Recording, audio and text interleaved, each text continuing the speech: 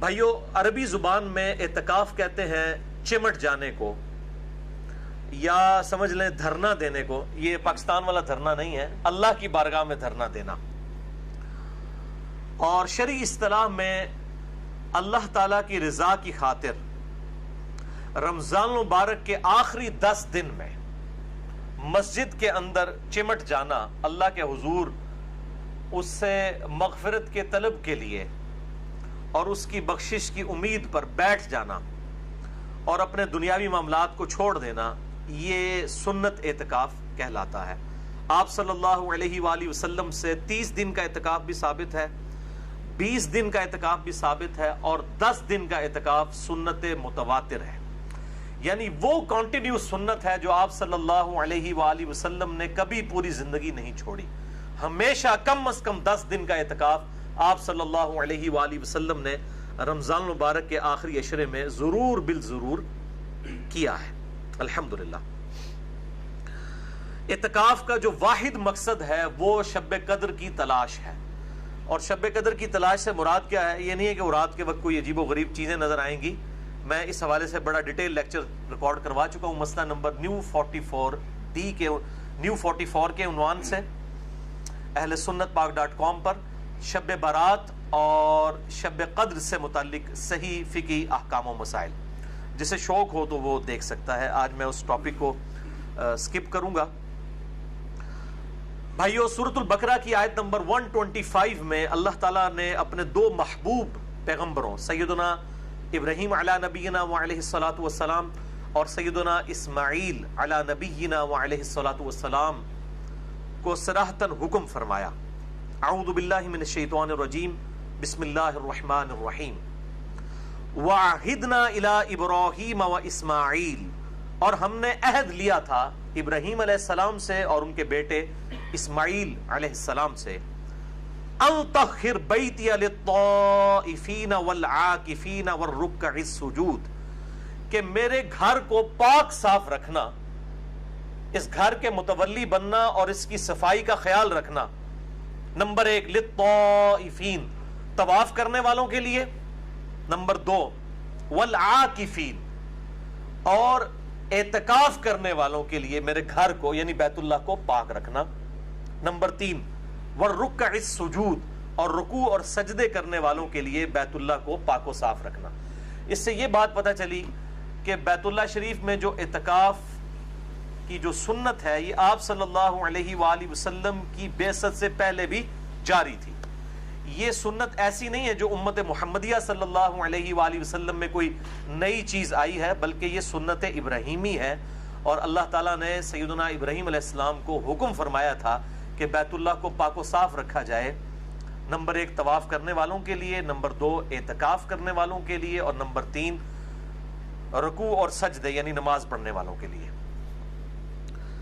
بھائیو، سورۃ البقرہ ہی میں جو رمضان المبارک کے کانٹیکسٹ میں رکوع نمبر 23 ہے، اس میں ایک آیت ہے سورۃ البقرہ آیت نمبر 187 جس میں اشارتاً اعتکاف کا بھی ذکر آیا. وَلَا تُبَاشِرُوهُنَّ وَأَنْتُمْ عَاكِفُونَ فِي الْمَسَاجِدِ، اور اپنی بیویوں کے ساتھ ازدواجی تعلق مت قائم کرو جب کہ تم مسجد میں اعتکاف کی حالت میں ہو. یعنی عورتیں بھی مسجد میں اعتکاف بیٹھا کرتی تھی اس زمانے میں، امہات المومنین بھی اور باقی عورتیں بھی.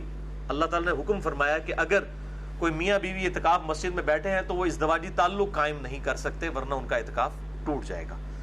تو اس میں بھی اشارتاً اعتکاف کا ذکر آیا کہ مساجد کے اندر اعتکاف ہو سکتا ہے، یہ سنت ہے.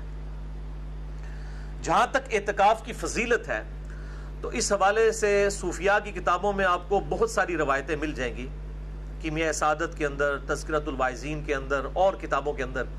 لیکن ان میں سے کوئی بھی اصول محدثین پر مضبوط روایت نہیں ہے. اس لیے کیٹاگوریکل ڈیسیژن ہے محدثین کا رحمہم اللہ اجمعین کہ اعتکاف کی فضیلت کے اوپر، کوئی پرٹیکولر فضیلت کے اوپر کوئی بھی صحیح حدیث روئے عرض پہ موجود نہیں ہے. بہرحال میرے نزدیک یہی فضیلت کافی ہے کہ اللہ تعالیٰ نے اسے انڈورس کیا ہے اور اپنے انبیاء کرام علیہ السلام کو حکم دیا ہے کہ میرے جو بندے اعتکاف کے لیے مسجد میں آتے ہیں ان کے لیے مسجد کو صاف رکھو.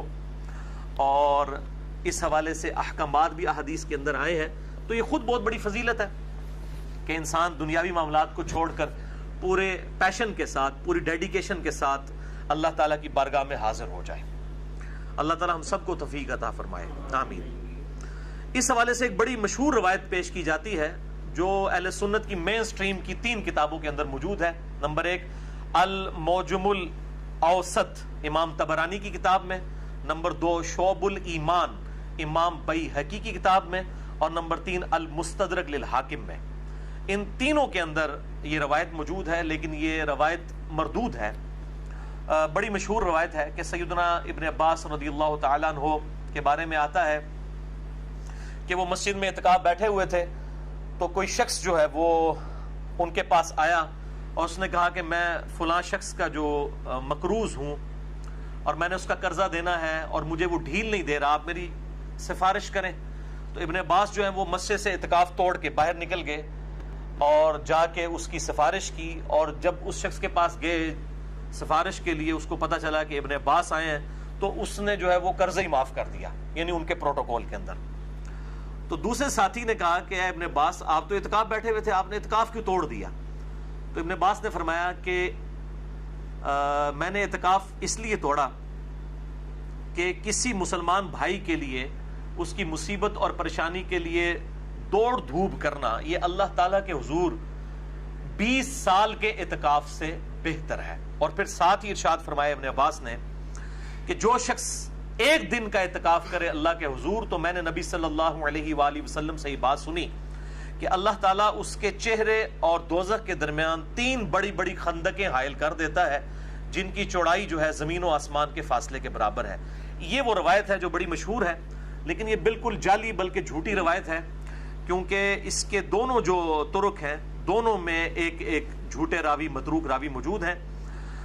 جو طبرانی کی سند ہے اس کے اندر بشر بن سلم جو ہے وہ متروک راوی ہیں، جن سے حدیثیں لینا محدثین نے چھوڑ دیں، اور المستدرک للحاکم میں محمد ابن معاویہ یہ ایک راوی ہے جو کذاب راوی ہے محدثین کے ہاں، لہٰذا یہ بالکل جعلی روایت ہے۔ شیخ البانی رحمہ اللہ تعالی اور شیخ زبیل زئی رحمہ اللہ تعالی دونوں نے اس حدیث کو بالکل جعلی اور فیبریکیٹڈ ڈکلیئر کیا ہے، اور شیخ البانی نے سلسلہ احادیث ضعیفہ جو ہے، السلسلۃ الضعیفہ جو ہے ان کا، ایک ہے السلسلۃ الصحیحہ جو صحیح احادیث کا مجموعہ ہے، ایک ضعیف اور من گھڑت احادیث والموضوع اور موضوع احادیث کا جو مجموعہ ہے شیخ البانی نے جمع کیا ہے، اس میں اس روایت کو لے کے آئے ہیں۔